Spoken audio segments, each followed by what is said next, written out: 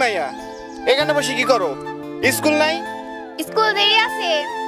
আপনাদের কাজ দেখি, কি কাজ করেন? কেন কাজ করবা নাকি আমাদের সাথে? কেন, কোনো কাজ দেখলেই যে করতে হবে এমন তো কোনো কথা না।